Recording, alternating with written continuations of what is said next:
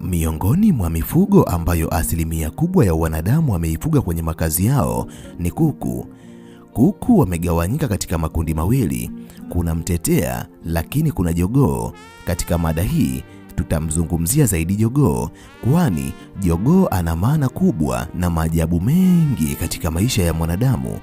Ukiachilia mbali na binadamu wengi kupenda kumtumia jogoo kama kitoweo cha heshima, lakini pia jogoo ana maana kubwa katika maisha ya wanadamu, kwani jogoo anaweza kutoa ujumbe wa kiroho katika maisha ya wanadamu.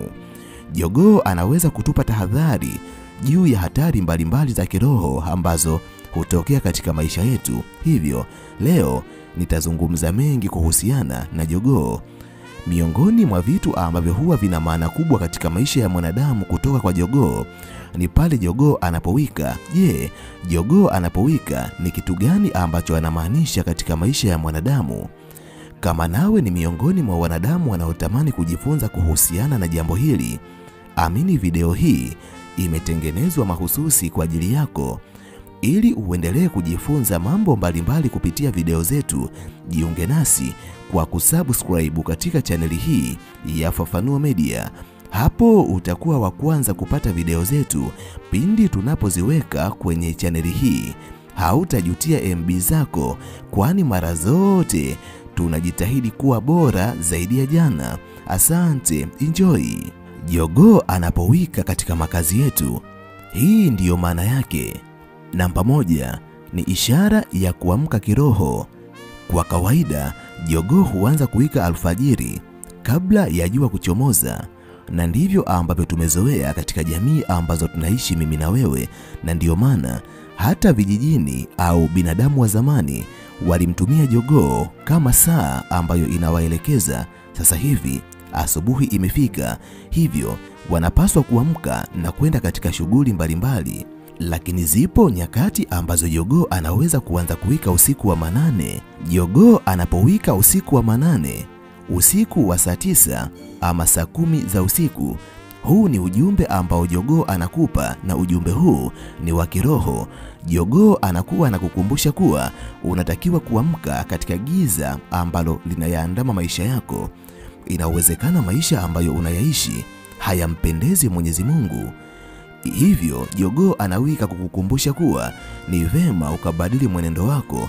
Inawezekana wewe ni mzembe wa kiroho. Jogoo anapowika usiku wa manane anakukumbusha kuamka na kufanya ibada ama kujiunganisha kiroho na Mwenyezi Mungu.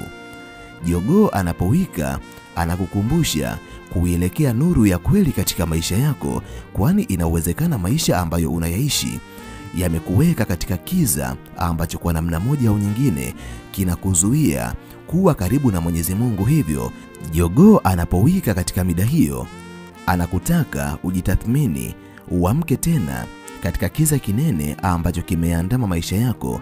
Wakati umefika wa kubadilika. Namba 2, jogoo anapowika anatupa ishara ya onyo au tahadhari ya kiroho. Jogoo anaweza kuwika wakati wowote katika siku nzima, lakini zipo nyakati ambazo jogoo anapokuwa karibu yako alafu akawa anawika kwa kujirudia. Huo ni wakati ambao katika ulimwengu wa kiroho kuna uwezekano unapewa tahadhari ama onyo kuhusiana na kitu fulani. Jogoo huwika akiwa na uwezo wa kutambua wakati fulani unakaribia. Yaani kitu fulani kikiwa kinakaribia katika maisha yako, jogoo anaweza akawa anawika mara kwa mara, tena kwa kujirudia katika maisha yako, hata kabla mwanadamu hajajua chochote ambacho kinatokea katika maisha yake. Jogoo anaweza kuwika akimpa mwanadamu ishara kuwa wakati wa kutimia jambo fulani umekaribia katika maisha yake. Na ndiyo maana hata ukisoma maandiko katika kitabu kitakatifu cha Biblia, Yesu alimwambia Petro, jogoo hatawika hadi umenikana mara 3. Maandiko haya yanapatikana katika kitabu cha Mathayo 26 mstari wa 34. Ujumbe wa kiroho ni kwamba jogoo anapowika ni ukumbusho wa kosa fulani ambalo umelifanya. Inawezekana pia kuna kosa ambalo umelifanya katika maisha yako, na ni kosa ambalo kwa namna moja au nyingine limemkwaza Mwenyezi Mungu. Jogoo anapowika anakukumbusha kufumbua macho na kuweza kujua kitu kibaya ambacho umekifanya. Hivyo ni muda wako ambao unatakiwa kujitathmini, kujiimarisha na kubadili uelekeo wako mbaya wa kiroho kwa kufanya toba kwa Mwenyezi Mungu. Na ndio maana jogoo alipowika, Petro aligundua kuwa amemkana Bwana Yesu, akaanza kujuta kwa kulia huku akiomba msamaha. Hivyo kila unaposikia sauti ya jogoo, jitathmini ni kitu gani ambacho umekifanya katika maisha yako, kwani ni onyo na tahadhari ya kiroho ambayo unaipokea katika maisha yako. Namba 3 ni ishara ya ushindi dhidi ya giza katika maisha yako. Kwa kawaida, jogoo ana kawaida ya kuwika alfajiri wakati kiza kinapopotea katika ulimwengu. Hivyo, kama jogoo ambaye yupo katika makazi yako atawika mara nyingi sana inapofika alfajiri, ni ishara ya kushinda vita ambavyo unavipigana katika maisha yako, kwani mambo mengi mabaya hutazamwa kama mambo ya giza katika maisha ya mwanadamu, lakini nuru inamaanisha mwanzo mpya katika maisha ya mwanadamu. Hivyo, jogoo anapowika katika wakati huo, anapowika kwa kujirudia, ni ishara ya mwanga unaokuja maishani mwako, ushindi na nuru dhidi ya giza ambalo lilikuwa linayaandama maisha yako. Mema yanakuja katika maisha yako na mabaya yanapotea katika maisha yako. Haijalishi wewe ni mwanadamu ambaye unapitia magumu kwa kiwango gani katika maisha yako. Jogoo anapowika ni ishara ya kwamba usikate tamaa. Mwanga unakuja.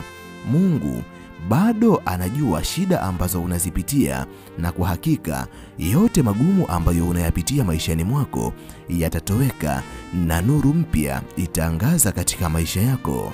Namba 4, kila jogoo anapowika ni ishara ya ujasiri na nguvu ya kujitokeza katika maisha yako.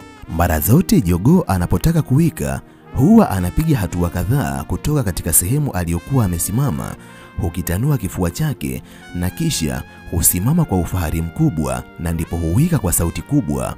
Ishara hiyo inamaanisha kama wewe ni mwanadamu ambaye unashindwa kuendelea kwa sababu ya haujiamini unapotaka kufanya kitu fulani, kila unaposikia sauti ya jogoo, kupitia vitendo vyake unapewa ujumbe wa kiroho kuwa wewe ni mwanadamu unayeweza kufanikiwa ikiwa tu utafanya maamuzi ya kutoka katika sehemu ambayo umestaki, ukajiamini na kufanya maamuzi ya kweli katika maisha yako. Uweke uoga pembeni. Wewe ni mtu ambaye unaweza ukajiamini kiroho na unaweza kuiweka hofu pembeni, ukaweza kushinda giza ambalo linakuzuia kufanikiwa katika maisha yako. Hivyo, simama imara, usifiche nuru yako, sema ukweli bila woga, na chochote ambacho unatamani kitokee katika maisha yako kitakwenda kutokea.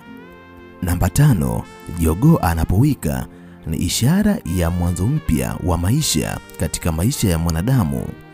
Zipo jamii mbalimbali, kwa mfano katika jamii ya Wahutu na jamii za watu wa Afrika Kusini, jogoo anapowika, kama unapita katika nyakati ngumu, jogoo anapowika, jogoo anakuwa na kukumbusha kuwa magumu ambayo unapitia yatakwenda kuisha muda si mrefu, kwani kuna mwanzo mpya ambao unakuja katika maisha yako. Lakini kama wewe ni miongoni mwa wanadamu ambao wanapambana na wanakaribia kukata tamaa, jogoo anapowika ni ishara ya ukumbusho kuwa chochote ambacho unatamani kitokee katika maisha yako kinaweza kutokea. Endelea kupambana, kwa sababu kila iitwapo leo ni mwanzo mpya katika maisha yako, na kwa sababu ni mwanzo mpya, mara nyingi mwanzo mpya huwa unakuwa bora kuliko mwisho uliopita kwenye maisha yako. Mimi kwa leo naomba niishie hapa. Ninahitimisha nikiamini kuna jambo kubwa ambalo umejifunza kupitia video hii. Asante, bye. Tukutane tena katika video ijayo.